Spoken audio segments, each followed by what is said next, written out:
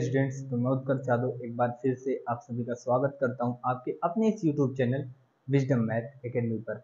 आज की क्लास में हम sum of n terms in AP में पढ़ेंगे, जिसको हम हिंदी में क्या कहते हैं, समांतर श्रेणी के एन पदों का योग। तो चलिए देर न करते हुए हम आज की क्लास को स्टार्ट करते हैं। आज हम क्या पढ़ेंगे? समांतर श्रेणी के एन पदों का योग। समांतर श्रेणी के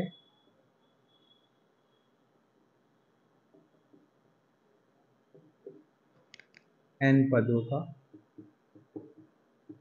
योग है ना। अगर इंग्लिश में बात करें, sum of nth term in arithmetic progression है ना। इसका फॉर्मूला क्या होता है? सबसे पहले हम इसको डिनोट करते हैं किससे? इसको हम डिनोट करते हैं एस से। मान लेते हैं n टर्म हमारा क्या है, इसको s से डिनोट करते हैं। ठीक, इसका जो फॉर्मूला होता है वो होता है s is equal to n/2 bracket में 2a plus n-1 into D. ये होता है हम क्या, हमारा फॉर्मूला होता है किसका? समांतर श्रेणी के nवें पदों का योग। हम फॉर्मूला डिस्क्राइब नहीं कर रहे हैं क्योंकि फॉर्मूला पेपर में पूछा नहीं जाता। इसी के बेस पर हमारे पास कई प्रकार के क्वेश्चन आते हैं। ठीक है, देखिए जहां पे s हमारा क्या है, s हमारा शो करता है क्या? सम ऑफ nth टर्म है ना। क्या शो करता है? सम ऑफ nth टर्म। Sn लिख सकते हैं है ना, Sn लिख दीजिए। सम ऑफ nth टर्म, जैसे an था वो अंतिम पद था, तो यही यहाँ क्या है, Sn है, तो ये सम ऑफ nth टर्म है। और बात करें हम n की, तो n क्या है हमारा? नंबर ऑफ टर्म्स है ना। और आगे बात करेंगे तो a हमारा क्या है? फर्स्ट टर्म है। और अगर एक और बात करें, जो बचा है वो हमारा क्या है? कॉमन डिफरेंस है ना। ठीक है, आगे क्या है? आगे हम इसके बेस के ऊपर एक क्वेश्चन लेते हैं। इस फॉर्मूले को हम इस प्रकार भी लिख सकते हैं। किस प्रकार? ऐसे, Sn is equal to n/2 bracket में a प्लस एल। अब ये l कहां से आया?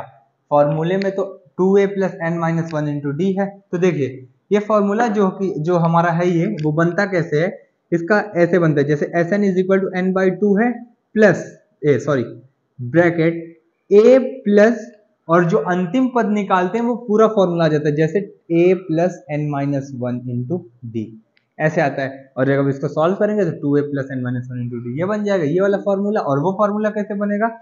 हम an वाले फॉर्मूले को लिखते समय a plus n-1 into D, इसको जब लिख रहे थे तो हम बताए थे कि an को हम tn भी लिख सकते हैं या फिर l भी लिख सकते हैं। तो इसको तीन प्रकार से लिखा जा सकता है। तो इस वाले पार्ट को यहाँ पे हम l लिख दिए हैं, ठीक। और जो a बचा था वो a इसके साथ में, बाकी n/2 तो लगा ही है उसके साथ, ठीक। तो एक फॉर्मूला इसका ये होता है। तो जो आपको सरल पड़ेगा, जो सबसे आसान फॉर्मूला लगाना होगा, आप उसको क्वेश्चन पर लगा देंगे तो आपका आंसर आ जाएगा। एक क्वेश्चन के माध्यम से हम समझते हैं। मान लेते हैं हमारे पास फर्स्ट टर्म दिया है एपी का, कोई इसकी रेस कर लेते हैं। मान लेते हैं फर्स्ट टर्म ऑफ एपी कोई दिया हमारे पास 4 है ना, और बोल दे कि कॉमन डिफरेंस डी बराबर हमारे पास दिया है 2 और एन हमको दिया है क्या? 3। ये हम एग्जांपल के तौर पर अपने से क्वेश्चन ले रहे हैं, बाकी क्वेश्चन आपकी बुक पर इनके बेस पर दिए होंगे, ठीक। तो फाइंड आपको क्या करना है? Sn क्या फाइंड करना है? nवे पदों का इसका योग क्या होगा। तो फॉर्मूले पे हम रख सकते हैं, फॉर्मूले पर रख सकते, इसको n बराबर आप इवन ले लीजिए, 4 ले लीजिए ताकि यहाँ फिट जाए, ठीक है। फिर n/2 है, Sn इज इक्वल टू 4/2 है ना, ब्रैकेट में 2a plus n-1 into D. D कितना है? 2, ब्रैकेट बंद। आगे सॉल्व करिए। Sn इज इक्वल टू 2 1 2 2 2 4, ये हो गया 2 2 4 जा कितना हो गया? 8 प्लस 4 में से 1 गया 3 गुणे 2। और आगे अगर आप सॉल्व करेंगे तो Sn इज इक्वल टू 2 8 और 3 2 6, 8 और 16 कितना है? 8 और 6 कितना हो गया? 14। और आगे अगर सॉल्व करेंगे तो Sn हमारा कितना आएगा? 28 आएगा। तो Sn इस क्वेश्चन का nवे पदों का योग हमको कितना मिल गया? 28 मिल गया। एक क्वेश्चन इस प्रकार से भी आ सकता है, जैसे आपको दिया हो a बराबर 4 और इसका अंतिम पद बोल दे आपको दिया है माइनस का 2, है ना। और क्या बोल रहा है कि आप इसको क्या फाइंड करिए, nवें पदों का योग ज्ञात कीजिए। तो आप इस फॉर्मूले पे रखेंगे तब, क्योंकि आपको यहाँ गिवन है डायरेक्टली L, तो जब डायरेक्टली L गिवन है तो सिंपल वाला फॉर्मूला जो इजी वे में लगेगा उसको लगाएंगे।